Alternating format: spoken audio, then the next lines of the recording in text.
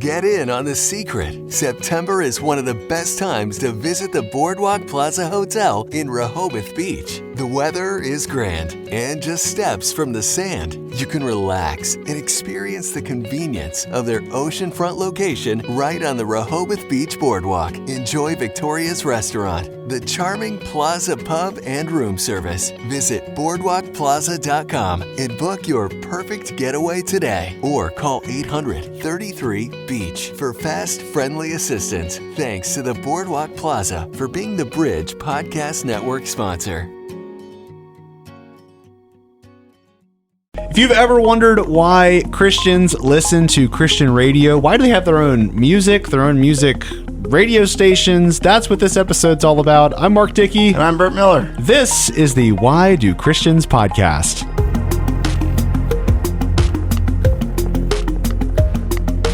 Hey, welcome to the show. My name's Mark Dickey. I host the afternoon show on the Bridge radio station. My co-host is Pastor Burt Miller from Solid Ground Church. Burt, how are you today?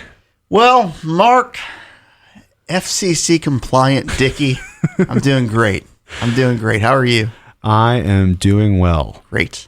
And we've actually got an extra microphone on the podcast today. Yeah. We got a special guest, Mr. Bill Sammons. Hello. How are you?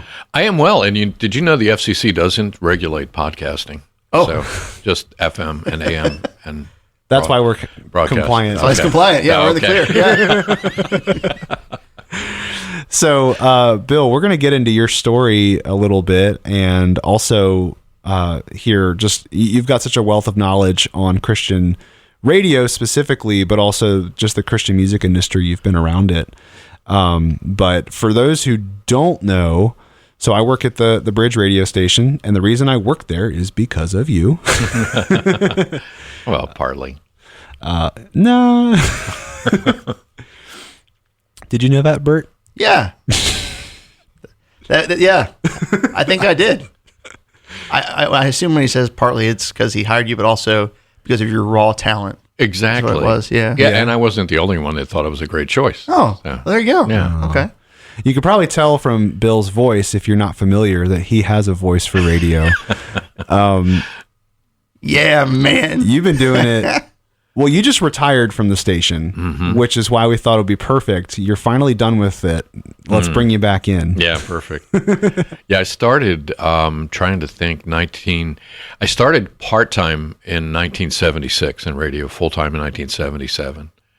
Wow. So it's been a little while. My notes said 91, so I'm way off. Christian radio in 91. Oh, okay. Or in 90. Yeah, Christian radio. Right. So you just recently had a book come out. Yeah. After the Rooster Crows. Correct. And that is, would you say it's not your life story, but it's a lot of stories from your life? Yeah, it's a memoir of just maybe a dozen stories of things that I've learned along the way. And a lot of your story is in there.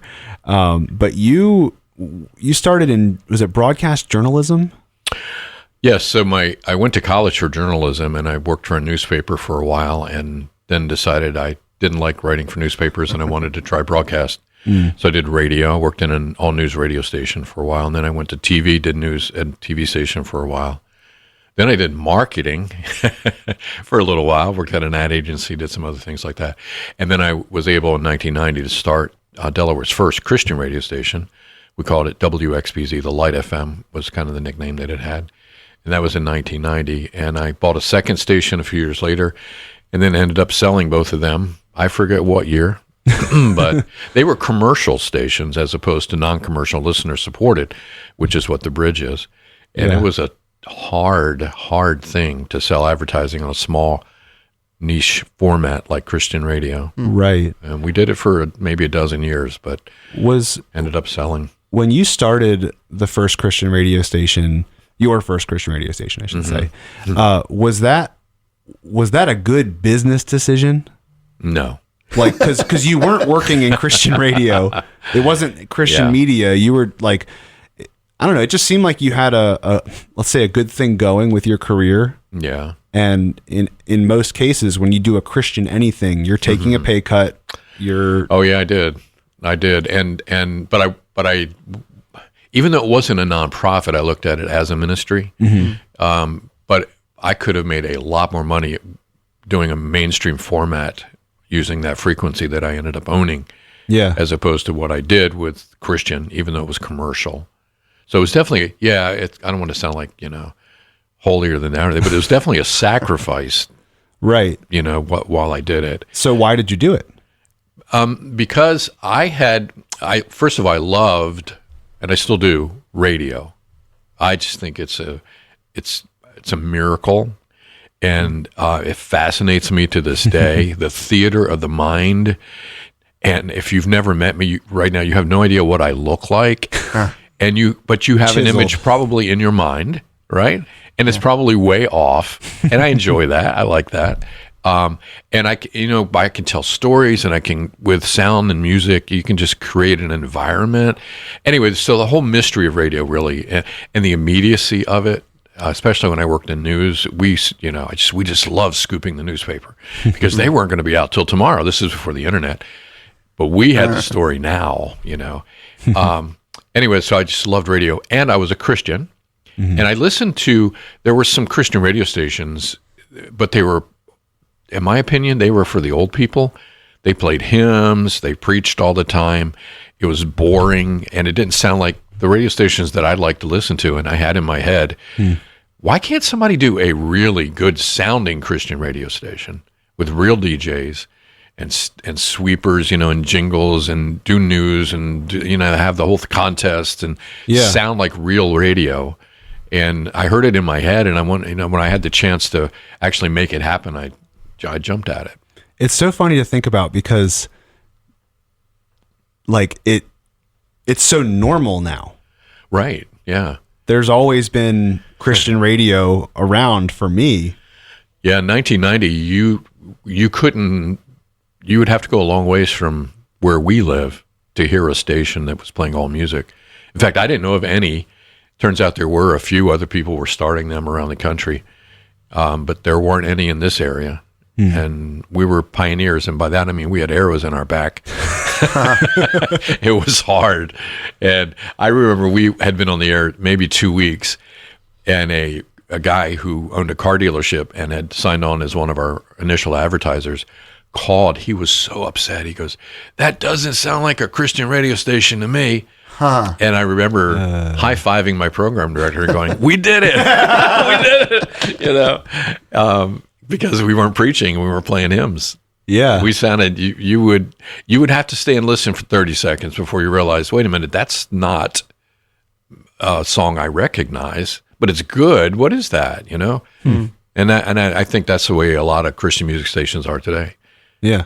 So you feel this burden to take the pay cut, create this station that's outside the box, and that's certainly you've got a very notable career in doing this. I guess my question is, what's the need that you see, like when people are going, I'll give that a listen to. Like, what is it that you're hoping that does for them, or what is it that you see in their lives that, man, this is needed for that person? I think that has changed over the years. When I first, I would have answered that differently in 1990 when I started this station than I would today, having been in kind of both sides, because honestly, commercial Christian radio and non-commercial Christian radio are two different animals. Okay. And commercial radio in general is, and because you sell advertising, so your product, if you're a commercial radio station, regardless of the format, your product is your listener. Okay, it's their ears, and your client, your customer, is the advertiser, say the car dealer. All right, so that's the focus. And you do everything kind of based around who your customer is and your client is, and what your product is. Now, in non-commercial Christian radio, which the Bridge is, and we've been doing this now for 13 years, 14 years, something like that, since I forget when, 2010.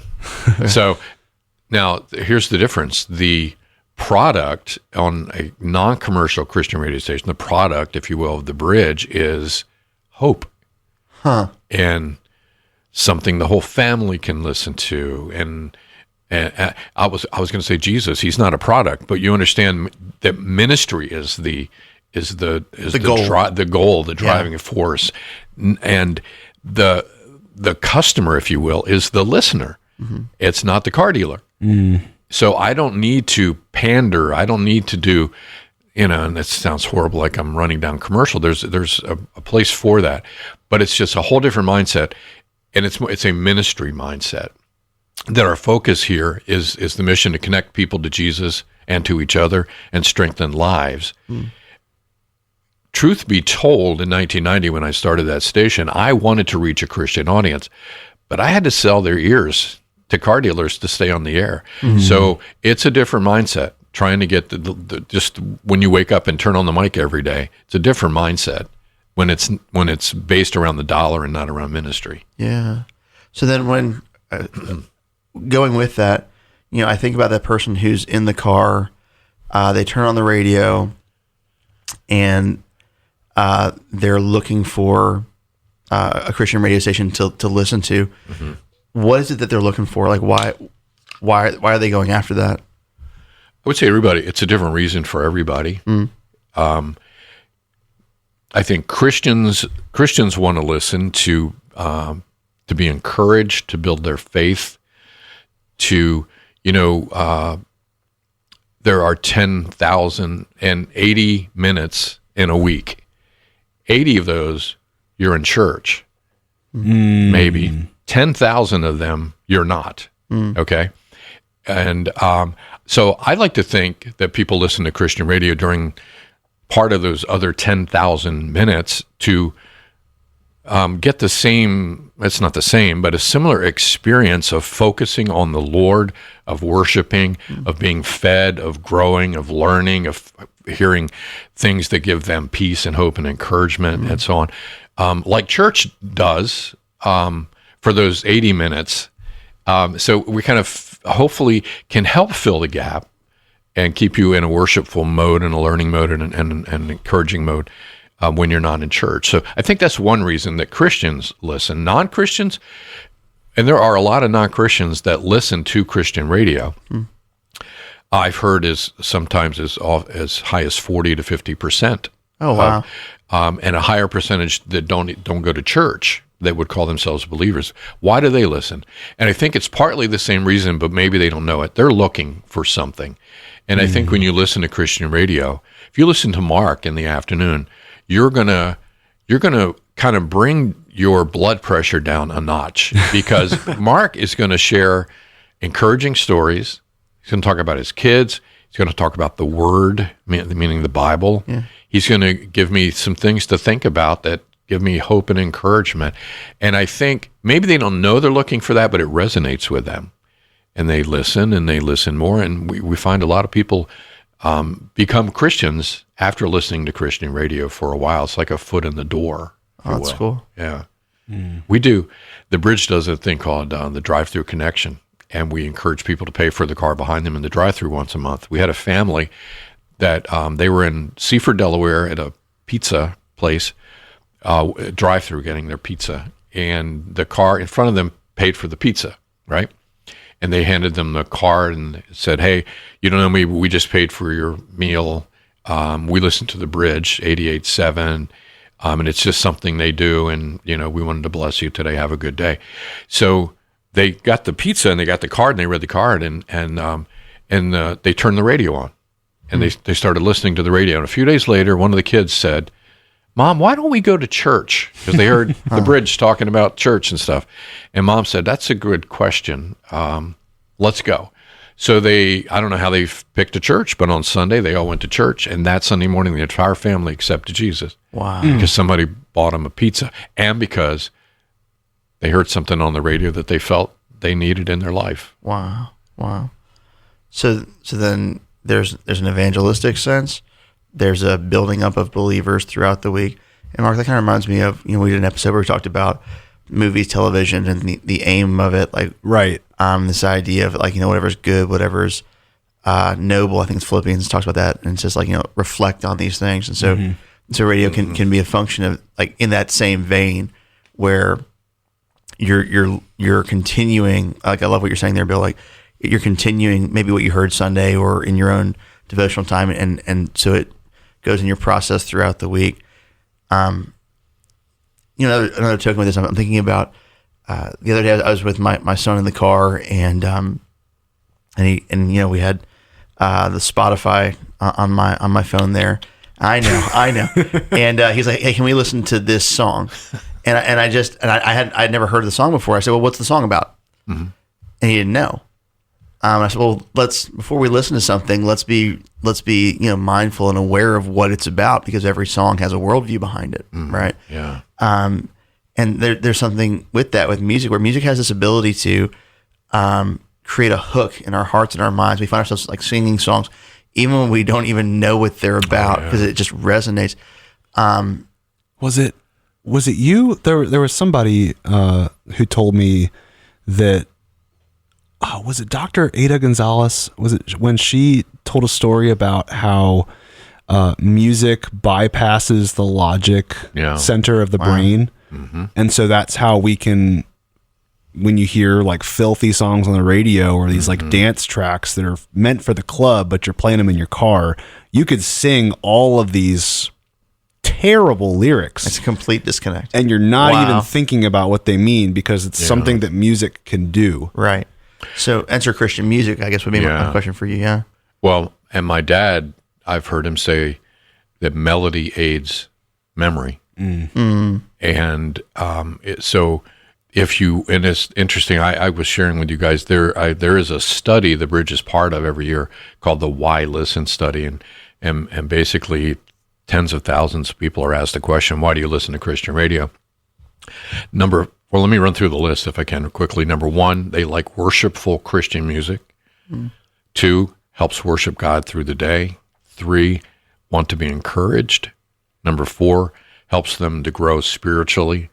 And number 5, which is what we're talking about now, it's safe for them and their family to listen to. 67% of people listen to Christian radio because their child is in the back seat. Yeah. And I don't know about you, Bert, I can pull back songs when I was listening to the radio in the backseat of my dad's car. Oh yeah. And in those days, the lyrics weren't nearly as bad on mainstream radio as they are today, and the topics things that are said on the radio. And the thing about Christian radio is it is something the whole family can listen to, and mom and dad don't have to like have one hand on the knob ready to turn it down for that bad lyric, or because the DJs are saying they're talking about a topic that mom and dad aren't ready to talk about yet with the kids. So there's a huge value in having that safe zone on the radio. Well, with that, I guess another question I would have is, all right, so you've got essentially a standard of music and a standard of content that's produced, right? With that idea of connecting, strengthening, safe for the whole family. Do you find unique challenges to that kind of ministry that you're doing? So, for instance, I'll use church as an example, because that's what I do. If I decide, hey, I want to do a sermon on blank, I can do a sermon on blank. Right. Or if, hey, I think the church should go this way or go that way, as long as it fits sort of within our vision, we do that. But every ministry has unique challenges. And if you're keeping things within scope of, all right, what's for the whole family, what's our identity as a station, our goals, like what are, unique challenges that you guys have encountered? I can tell you a big one for me when we started this was because my background was in journalism and news. And that is that I had to realize the Bridge is not a news source. It's not a source of news and information for people, because we decided our mission is to connect people to each other and to strengthen their lives. There are a lot of things happening in our world which are important for Christians to know about, but we choose not to get into because they're divisive. And there are places, if you want to hear about them or talk about them or debate them, there are places to go and do that. And we have to say, as an organization, as a ministry, okay, go there and do that, because that is not us. We're not going to go there. We have opinions. Certainly we in our personal lives educate ourselves in those topics and whatever, but there's not a place for that in Bridge. Now, some people think that's a mistake, but I don't, because that's our mission. Yeah. And if you have to know who you are and what your mission is and what your purpose is. They call it broadcasting still. It's not. It's narrowcasting now. There's not when I started, Bert, in the 70s in radio, we did everything.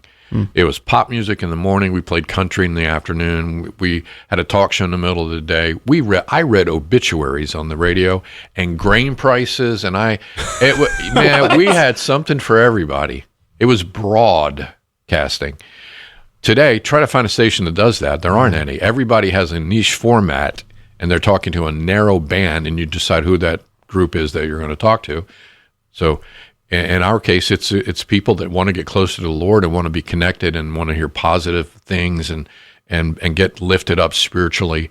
We're not the talk station that wants to shock you and make you mad and get you riled up so you call us. That is not us. Mm-hmm. So you guys have a very clear vision and mission. This is and that informs what you say yes to and what you say no to. But get back to your question, that's hard. That was hard for me as a news person, still to this day, a news junkie, to avoid that stuff and not go into that stuff. But it was a decision, So that's a guardrail that we bump up against every once in a while. Yeah, you always talk about the soda machine analogy, which is, I don't buy cans of soda out of the machine anymore, but I remember as a kid, you want to get the Surge, or you want a Coke, you press the Coke button, right, and orange Fanta comes out.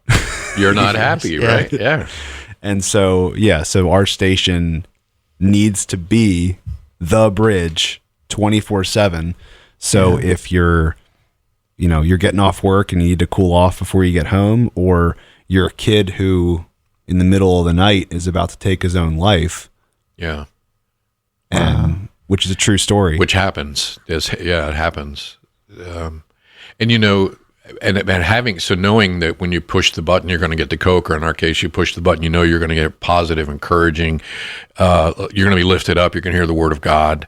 Knowing that, this one story we had, Bert, a number of years ago, somebody had a gambling addiction, and they were in the parking lot at a local casino, and they were white-knuckling the steering wheel, not wanting to get out of the car, but wanting to get out of the car and go into the casino. And they called a friend who knew they had a gambling addiction, and they said, I'm at the casino, and I want to go in, but I don't want to go in, and I don't know what to do. And their friend said, quick, turn on 88.7 FM. Wow. And just sit there and listen to that for a few minutes. And they did. And they started the car, and they left the parking lot of the casino. So, Christian radio is powerful. That's one thing I really like about Christian radio. This happened one morning.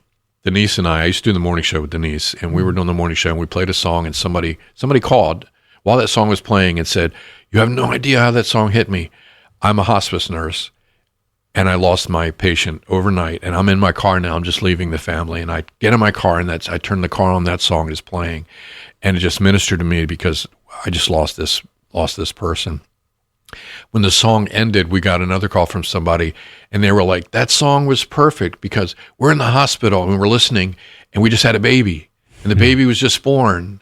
And Denise and I were like, "Wow, both ends of the spectrum." With one song, the same song ministered. Somehow the Holy Spirit used that same song to minister.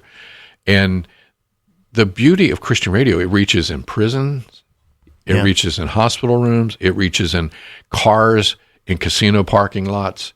And there aren't very many ministries that I can think of that can be one thing and be yet so many things and reach so many. Well, I remember this would be, it'll be 2 years in November. I remember when my mother was passing.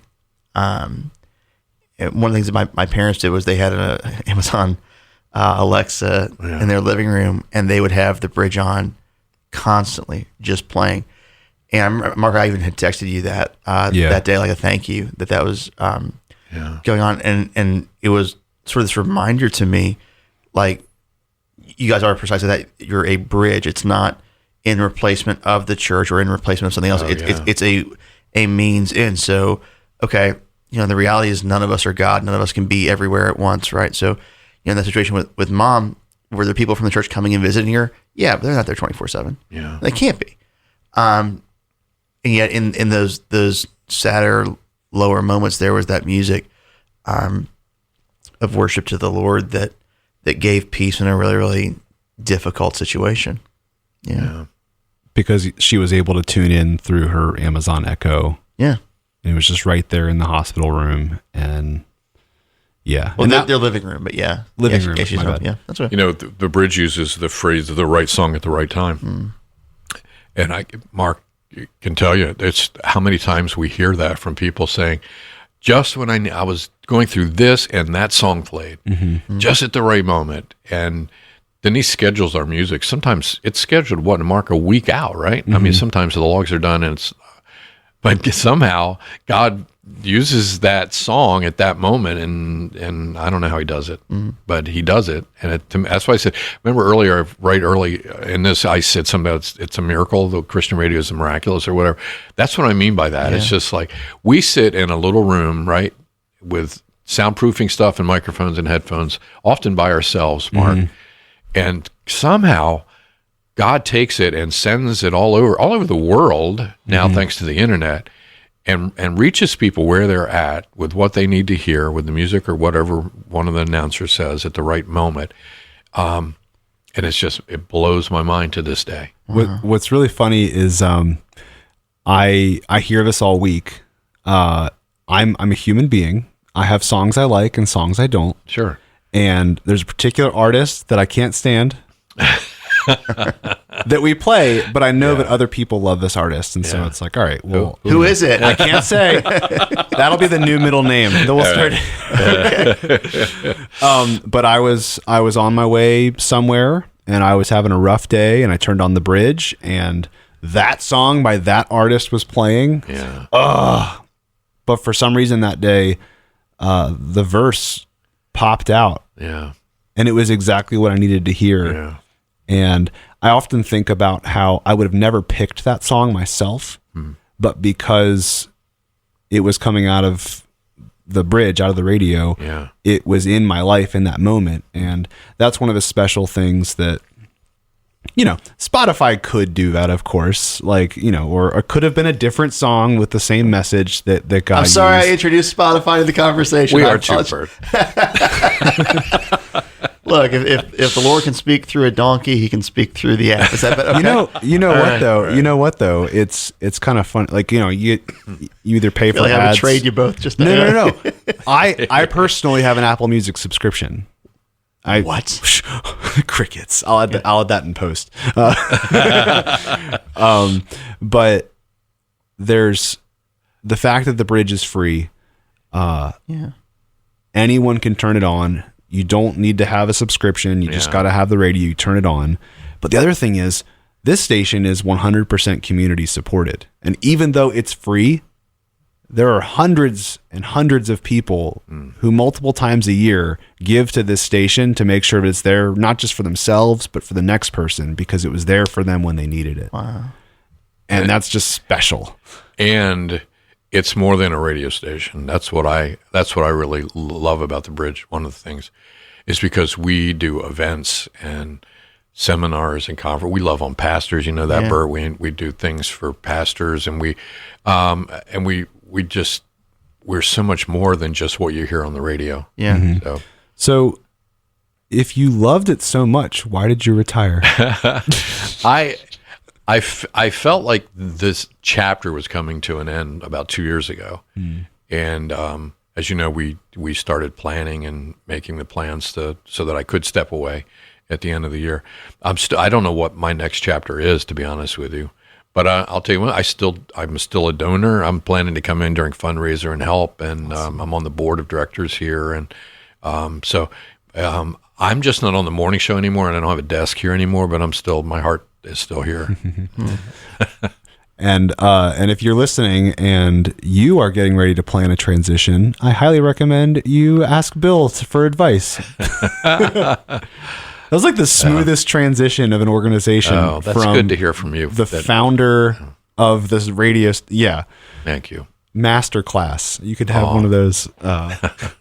That's kind. Thank you. So then if we're wrapping up, right, we're nearing the end here. If somebody were to ask, why do Christians listen to Christian radio? What I'm hearing is it's a ministry, right? Mm-hmm. That it reaches folks, the lost and the found, builds up the found, provides light to the lost. It's a place of safety for family. It's a community uniter, right? That you do things for folks and you draw community. It's an on-ramp to church, Christian discipleship. It's all these things. Essentially, it could be exactly that, a bridge, a way of taking people from one place to another. We say, I think you say, a bridge exists to connect two things that would otherwise not be connected. Yeah. Oh, that's cool. Yeah. And honestly, we hear people say sometimes, "Oh, the bridge is my church," and they mean that as a compliment, and we receive it as that, but it's not. Right. It's not a Yeah. replacement for the church.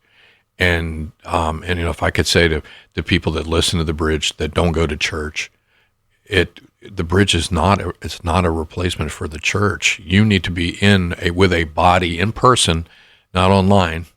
I understand some people have to be, but you need to be in church on a weekly, at least, basis with human beings and connecting there. The radio station is a poor substitute for church. It has its place, but it's not a church. Yeah. Yeah. That's good. Well, if you want to listen to Christian radio and you don't, I am on the bridge weekdays from 3 to 7, and that is Eastern Standard Time, in case you're listening to us. Because they could be Anywhere. They could be on Antarctica right now listening to this podcast. I'm curious how the time zones. Actually, yeah. What time would that be? Yeah, because it's not like it's east to west. Irrelevant. Irrelevant. Okay. Yeah. But you're number one with penguins, if that is the case. So that was cold. Hey, Bill, thank you so much for coming in and talking with us today. Enjoyed it. Thank you for inviting me. Our pleasure, man. If you enjoy the podcast, please leave a rating where you listen to your podcasts. It just helps other people to find it. And if you have questions for the podcast, or if you think we should have Bill on again, email them to podcast@wearethebridge.org. Be sure to put "Why Do Christians" in the subject line so that it gets to us. We appreciate you tuning in. Thanks for listening.